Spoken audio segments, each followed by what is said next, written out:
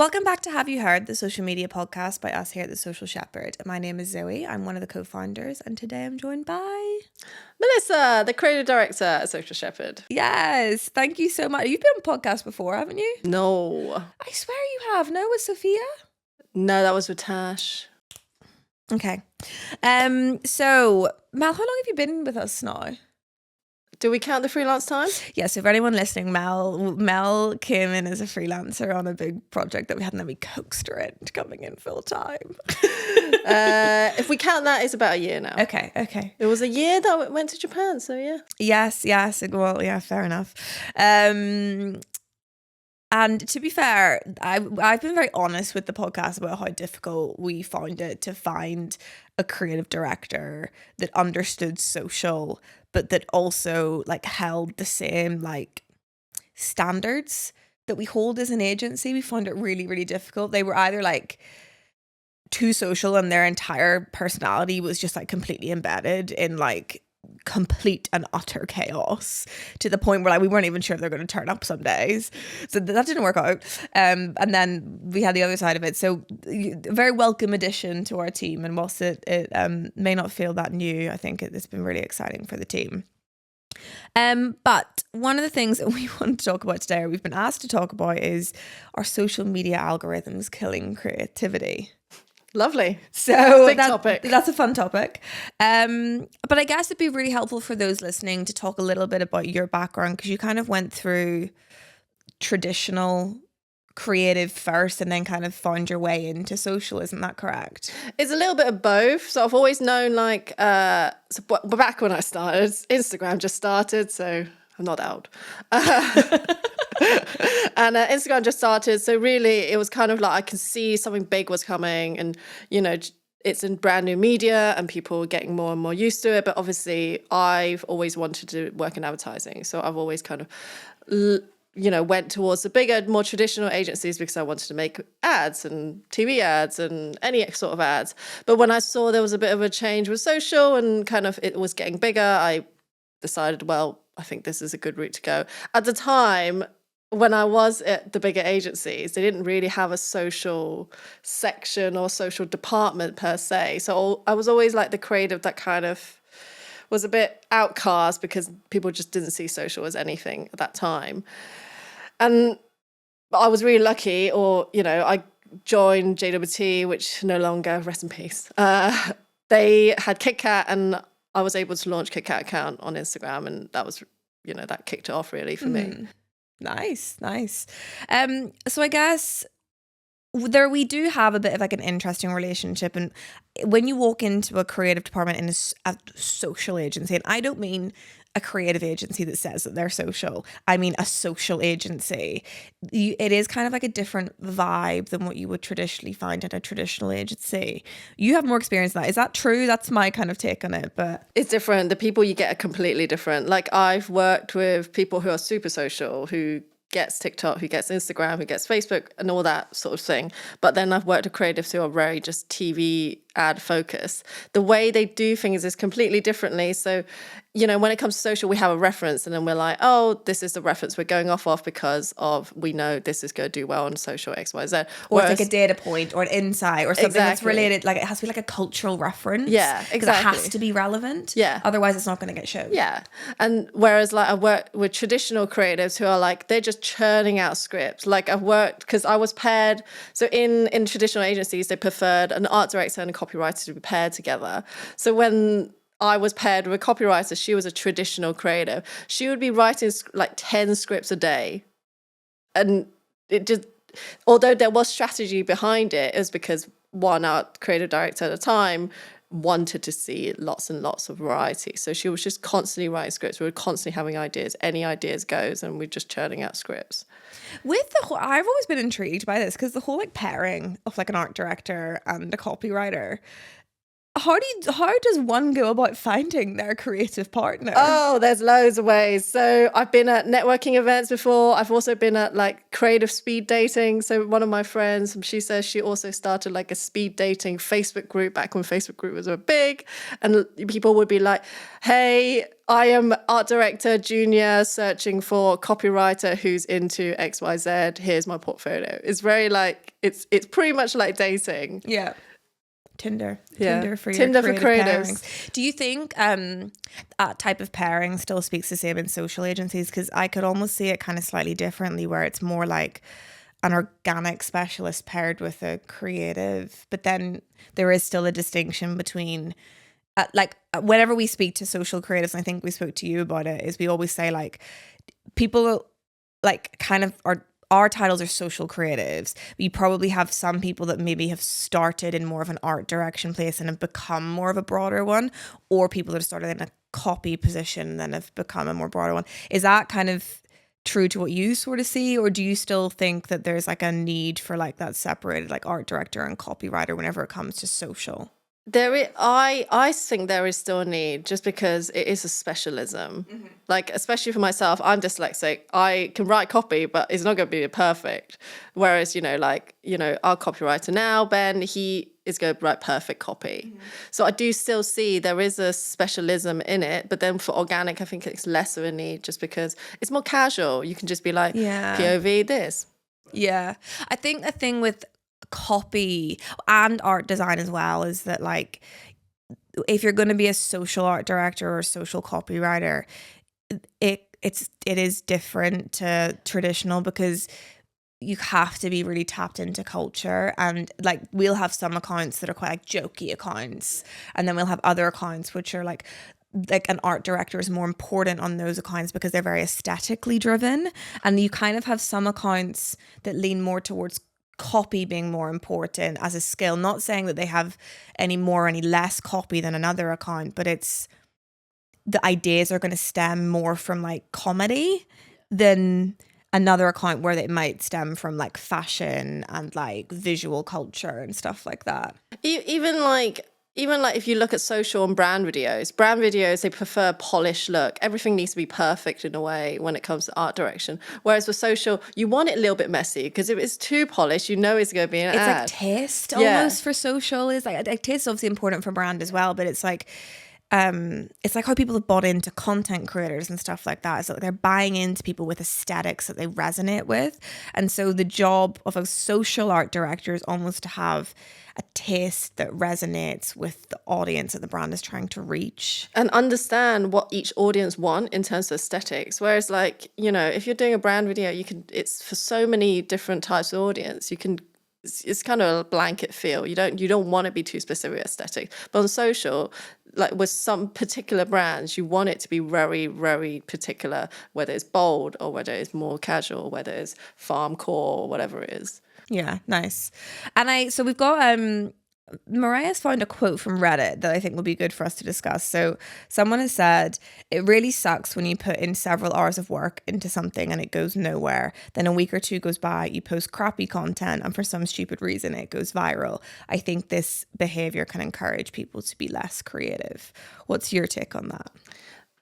It's a bit of I don't want like a junior mindset almost, because, been in the industry for so many years, problems have always existed. A new problem is just a new way to solve it. So like, for example, back in the day when print was, the main media, then TV ad came along, and I'm sure creators back then were like, no, I don't want to do TV ads. But now, with social, it's just another new problem. With the algorithm changing, it's just a new problem. So it just means that you got to push your creative further. You got to get weirder, or you need to get more ahead. And I guess it's just different in a way, because when they're saying like crappy content, well, define crappy content. That's a pretty subjective statement. Like, someone might compare like a beautiful video of like a dolphin jumping in the water, and then I could have like an iPhone shot one of someone on like the side of a boat that's about to fall off, but they've put a really entertaining hook on it. I would probably say the iPhone one's more entertaining because it's got context and relevancy. So define crappy. Do you know what I mean? It's like it's a different And it also depends spin. on the story like you're trying to tell. What if the story you're telling on the more polished asset is just like you bought a new chair? People don't really, you know. Yeah, I think it's just like gone are the days of creative being defined by its production quality. I think that's maybe what people find a bit tricky sometimes. And I think actually this is a really interesting point because I've thought about it so much is that we've kind of gone through this phase of sometimes actually the people with the best ideas, particularly in this industry, are like your juniors that have grown up with social. And I've seen it before in like in other agencies that we've worked with where you kind of have like the more senior creative directors who maybe like 20 to 25 years into their careers almost getting like a bit frustrated and trying to be over controlling over that like younger energy that's come in that's socially native. Obviously, like I think social first creators tend to be, ever so slightly younger. You don't really tend to have like 60-year-old creative directors that specialize in social because it's just not been part of their career as much. But how do you sort of think about?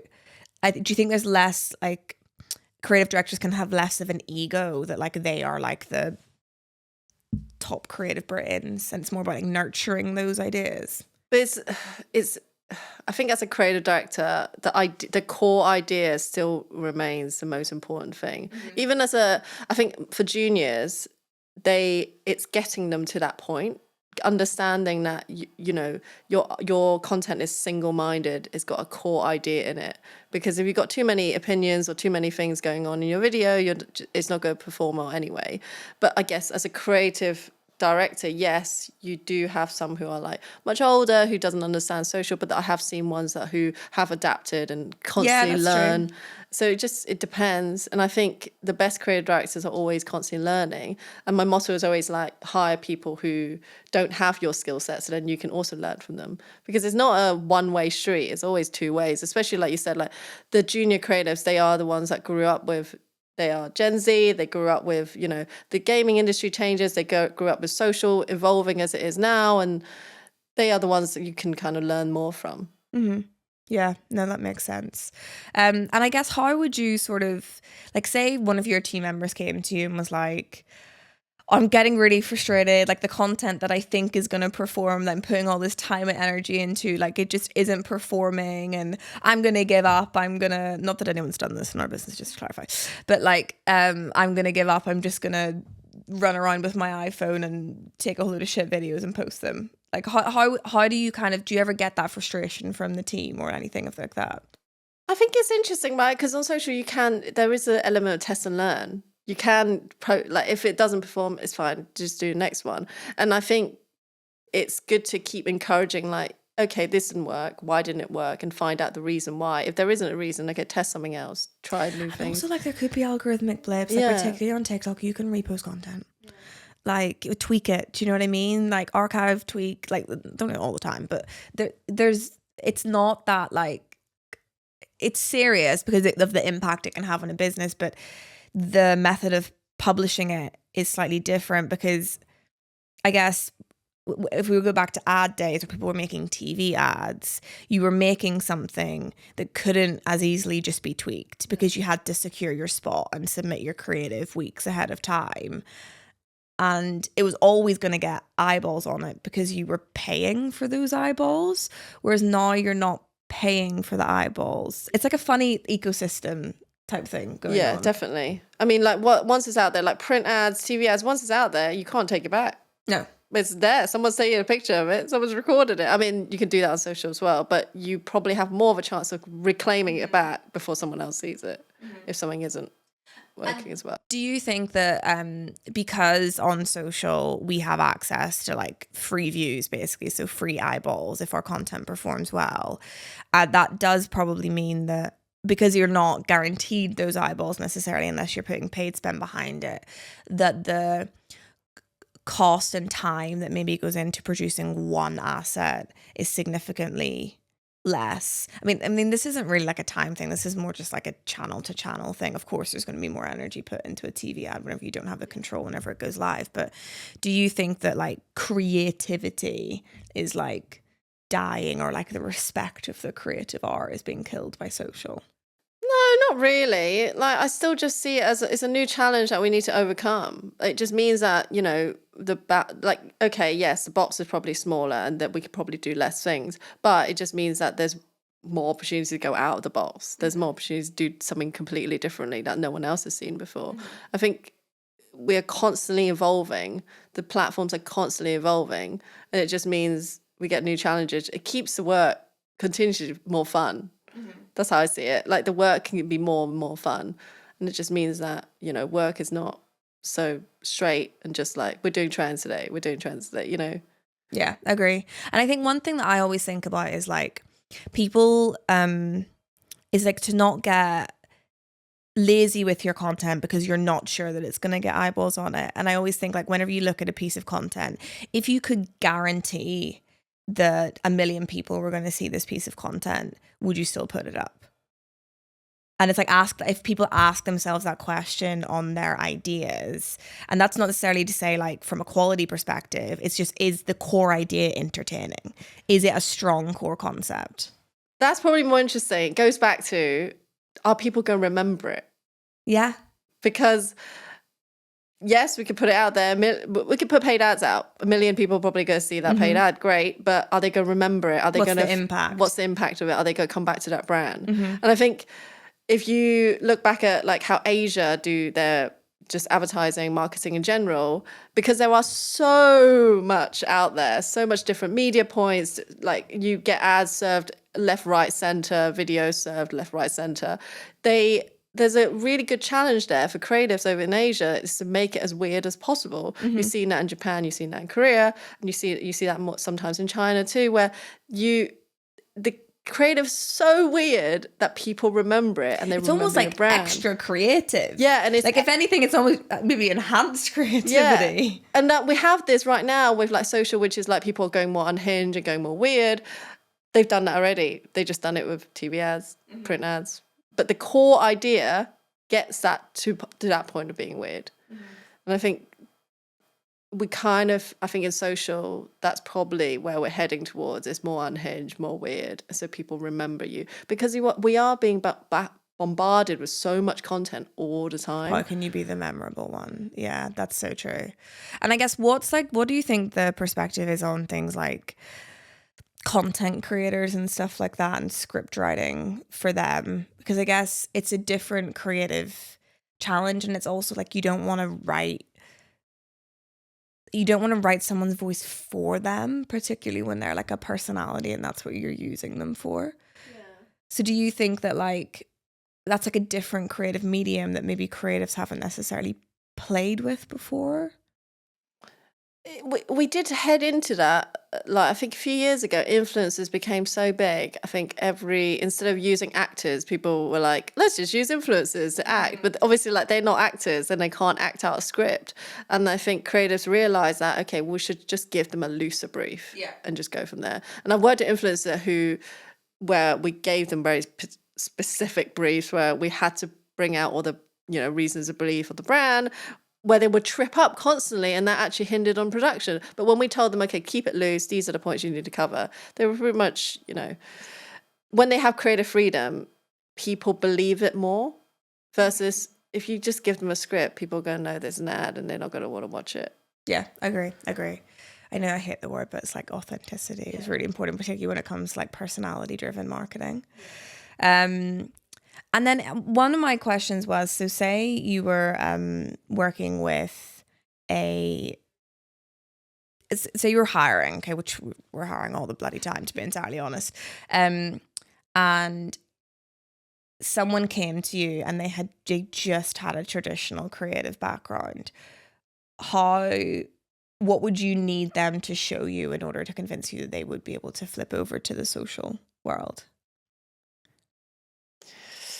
I know that's a loaded question. Sorry. It's hard because it's like I need someone to live and breathe it. Like, do they go to bed watching TikToks? Do they go to bed watching Instagram? I mean, that is true. To be fair, like you have to be passionate about social to be able to work in this industry. Like we have, I think, let's say half of the agency say slay. Are they going to understand the word slay? Yeah, true. Yeah, that's really overused in our meetings, to be fair. I think someone said to me the other day, slay queen, and I just went, okay. Yeah, But like, do you know what I mean? It's because even our culture is social.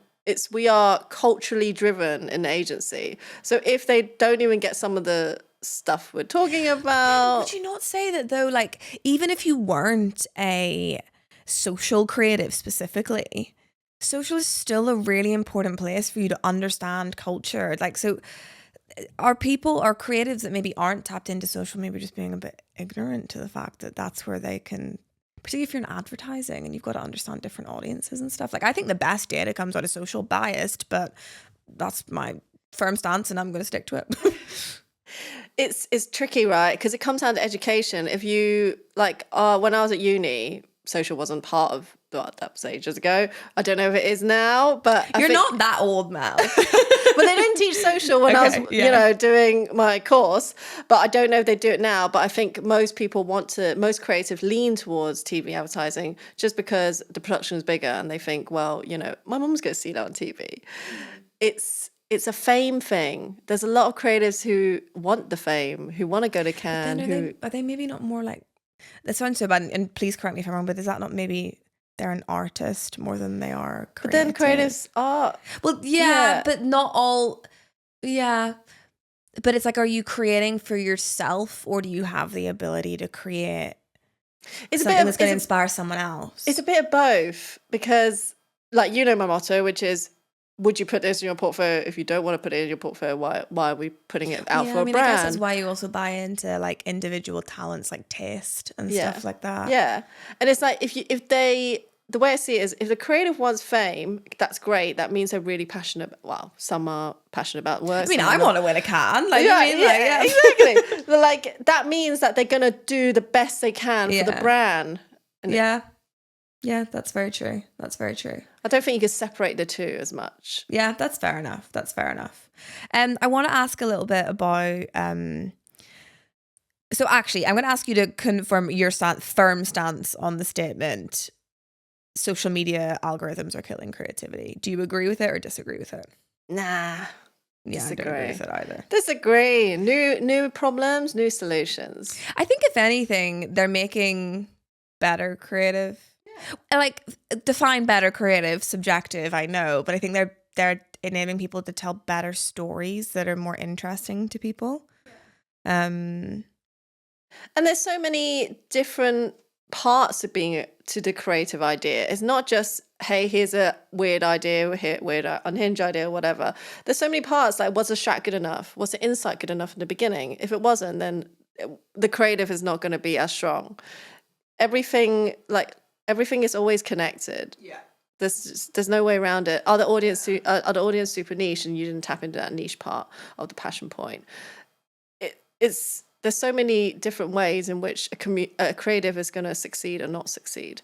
Well, that was going to be kind of my next question. So, like, what are, like, do you think the necessary components of like a successful creative concept in this industry? Good strategy, good insights. Define a good strategy. Because I know what my definition is, but I'm intrigued to know yours. It's just the research behind it into the audience. Like, when I do creative, I want to make sure I'm tapping into the audience. I'm getting behind, like, I'm getting under the skin of what they actually into, what they want to watch, what they want to do, what they do in their spare time. Like, who are they as people? So then if I know that, I can then make sure I can make the creative niche to them or niche to that audience, niche to the brand. And the other thing is, like, there is also what the brand wants, what the client want versus what the audience actually needs. What the audience needs. And that is like the worst thing that any brand bringing an agency on board can do, is like just hire an agency and put them in a position where they're just creating what you actually want to see. Like, I think an agency and a client relationship, like as with any working relationship, like, should be a psychologically safe place to be able to challenge. Because if your agency is literally just giving what you want on a plate, like, you may as well just do it yourself. Like, what's the point in having them? Just hire a production team. You don't need us. Yeah. Yeah. If you're not gonna listen or like take into consideration, I think really where agencies bring the best value is like the brand team knows the brand inside and out. The agency will get there over time. Like, that takes training and that takes time. But they should have a taste that aligns with the brand from the get-go.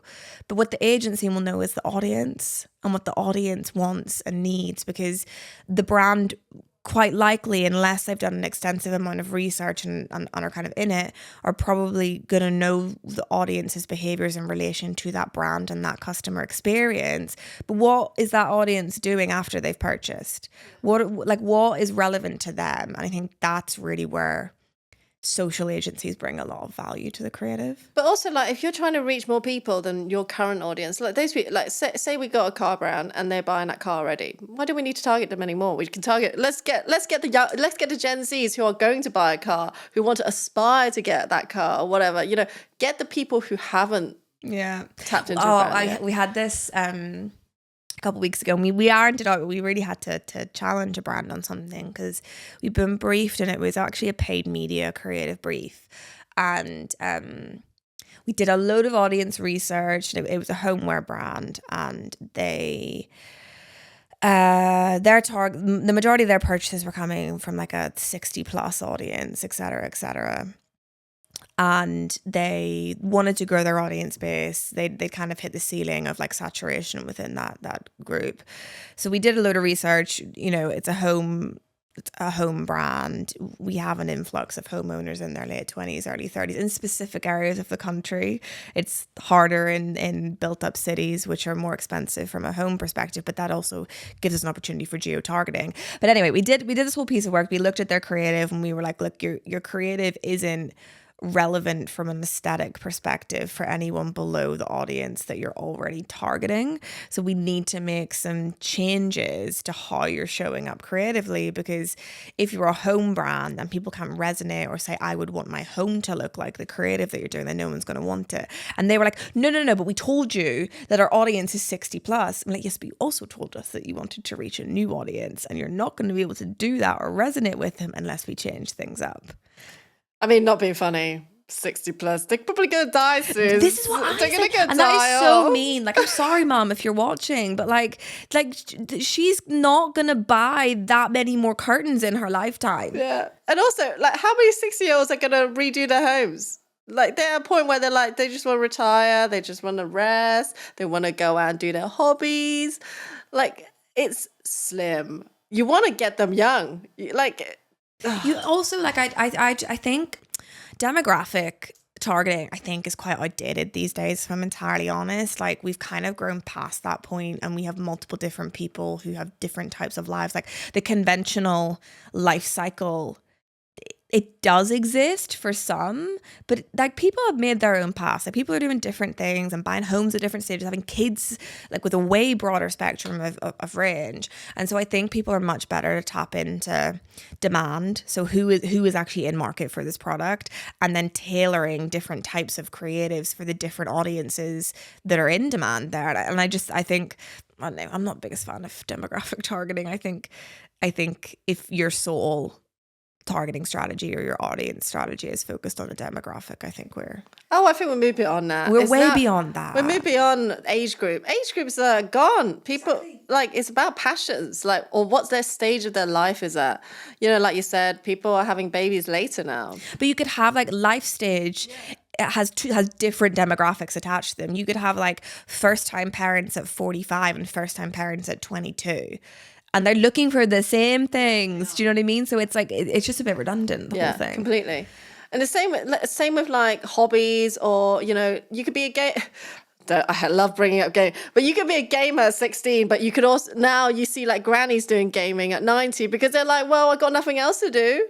Oh, do you know what I actually love? This is so off topic, but the like older content creators on TikTok. Have you seen the older couple, and she like puts pots and pans on her stove and pretends that she's DJing? Oh my God, yes. I love it. Yes. She's so good. But I love the fact that, like, that's my passion point about social, is that it gives everyone the ability to have a voice. Now, granted, I caveat that always with, some people are shitty and probably shouldn't be able to broadcast their voice if they're going to use it to spread hate or unhelpful messages. Like that's just not needed. But I love the fact that like Doris down the road can create a video showing off her plants. I mean, the weirder the better, or even the most wholesome. Like, what's her name? Who just stands in front of buses? Auntie Bemmy. Yes, she's so wholesome, and she's older, but like you would never think she would be as famous as she is now. Yeah, and I think that kind of goes back to the topic of this, like. Are algorithms killing creativity? Like, no, if anything, I'd say there's probably allowing more people to be more creative. But I caveat this because we talk about this a lot. There is a difference between being creative and being a creative. Yeah. There is a difference in mindset. Like, I would say I'm creative, but I'm not a creative. Yeah. And so there is kind of that in there. But I think if anything, it helps true creatives that understand audiences and have good strategies behind them shine more. Yeah, I agree. Get more niche as well. You know, like that is one thing as well. Like people need to like virality is great 100%, but it shouldn't be your entire strategy. Like there is so much to be said for like drilling into a community and committing to it. And that community might only be a size of like, I don't know, 60,000 people. But we're spread. Well, exactly. But if you can have impact on that niche 60,000 people, like really drill into that for like an 18-month period, then that slowly starts to trickle out there. And then it becomes bigger and bigger and bigger. And I don't think people realize that some of the most famous brands on social, they spent years. Years getting there, but they really tapped into that. They were cooking. Do you know what I mean? They were cooking and the rest of us didn't see it. And then you just think it happened overnight. No way. I mean, like, if you're talking about cooking, I mean, if you go to Michelin restaurants, they don't become Michelin overnight. They are prepping, they are learning, they are developing, they're constantly evolving. Learning, seeing what lands with their customers. Like before they get that start. Yes. And then whereas like you have like sometimes you have people that, you know, this video only got 10k views or whatever, we're going to take it down. I think there's a bit of humility to go like, no, let's keep it up. Let's show it like. And also with the algorithm changes, you never know. In a few months' time, it could pop up again. Yeah, exactly. And I also think there's a lot going on in our industry, and this is slightly off topic, where we know I can spot very easily whenever a brand is using boosted Spark ads, particularly on TikTok, on their TikToks, because the views are all around like the same amount, and you're like, okay, you've got like a $2,000 boosting budget, you've got 20 pieces of content, so you're putting X, like it's pretty easy to spot. But I don't know if necessarily everyone is able to spot that, and so they're going, well, these people are doing this, and it's like, yes, but that's not the traditional cycle, like with like how that algorithm works. And I want to flag that it's not one algorithm. There's multiple algorithms we're dealing with. Like on Instagram, you're dealing with three algorithms on one platform. But like if we look at TikTok specifically, their algorithm isn't the same, where it's going to go, okay, well, we're going to show this to 15% of your current followers and then it's going to go out broader. It's going into those communities straight away. So you can have an account that has 100 followers, it gets 1 million views. You can also have an account that has 1 million views that's only getting 1 million followers, that's only getting 1,000 views. Like it can happen. And I think like there's a bit of like humility from brands to be able to be like, no, we stand by our creative. This was a good idea. Exactly. Yeah, I agree. I think the best clients are the ones that stand by the creative and just don't back down, because if you back down, you're going to show that you don't believe in the creative. And I need, like, the best clients are ones that will believe in the creative with me. Yeah, that's the best ones. I think so too. And like there, you know, there can be glitches, there can be like tech things that happen and stuff. And like I always actually say to people that if you really think that a piece of creative should have performed and it didn't, put a little bit of paid spend behind it, see what the cost per engagement is compared to other ads that you've run in a similar way. And that can kind of give you a bit of a judge as to, was this a technical issue with the setup of the post or with what happened with the algorithm on that day? Or is it genuinely that the creative isn't resonating with our target audience? And that's actually quite a good way, like a low cost way as well, because engagement objectives are so cheap from a CPM perspective, to do a little bit of a test there. Yeah. And then if you are worried from a vanity perspective about having a post sat there that has maybe less than 100 views, £5 on it and you'll get it up there. Like it I know it's an interesting one, and normally you want to use paid spend to amplify your top performers, but it is a good testing strategy. It is, yeah. And plus, like, there's so many different things you can test now. Like, was your copy hook strong enough? Was your visual hook strong enough? Maybe, okay, say the client was insistent on taking it down. Okay, then let's re-edit it to make the hook stronger. Maybe that was it. Like, we know how fast people are scrolling. Faster than we imagine, 1 second probably. And like, so if your hook isn't strong enough, maybe they just didn't even get to the point. Maybe the best part was in the middle and then we didn't even get to it. Well, exactly. And then there's even things like, testing thumbnails and stuff like that. So like A/B testing 5 different thumbnails and then using the one or the hook on the one that is the strongest and then using that organically. And there's like loads of stuff like that. There's YouTubers are doing this massively at the minute, where there's tools that you can use where you upload your video with one title and thumbnail, and it changes your title and thumbnail between like 5 or 6 that you upload over a period of like 72 hours consistently. And then it will stick with the one that got the most amount of views and attraction with it. And you can replicate that on organic social if you want to. Yeah. I mean, people also forget, like, the platforms, they all got real devs behind it, and they're all probably like changing codes every single day. So something's probably going to change and we just don't realize. And that's it. Bam, you could hit 1 million views. It's so unpredictable moment. Like, Instagram constantly changing new features all the time. TikTok, new features all the time. Like, we can't predict it. So we just got to adapt and keep going. Yeah, agree. And you are so right that like a strong strategy is like absolutely paramount to it. And to me, like a strategy, you should be able to explain in one word. And people often get objective and strategy mixed up. It's like our strategy is not to grow. I mean, this would be a terrible objective anyway. Do not focus purely on follower growth, please, anyone listening. But like a client might come to us and go, oh, our strategy is that we're going to grow 500,000 followers in the next 6 months.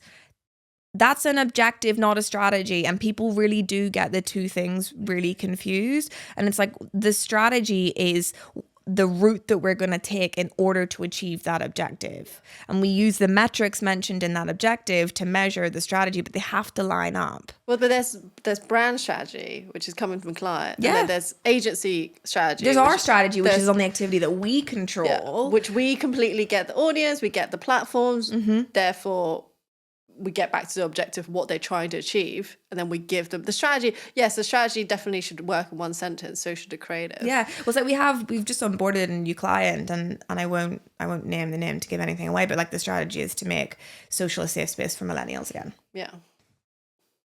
Like that, and that is built and baked in research, aligned with brand objectives, but that also gives the creatives and like the organic specialists something to line up to with everything that they're doing.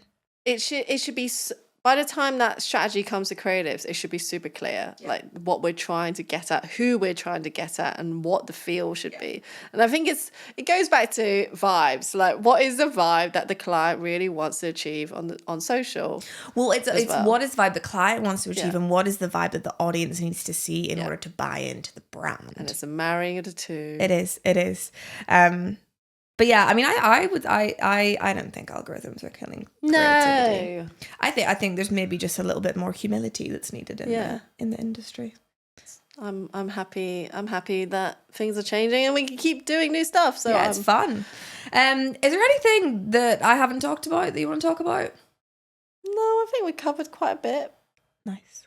Fabulous. Well, I'll let you go then, because you've got a busy 2-shoot day coming up. All right. Well, thank you so much for listening and watching. Please do like and subscribe and let us know if there's any topics that you would like us to cover. And we will see you again soon. Thank you.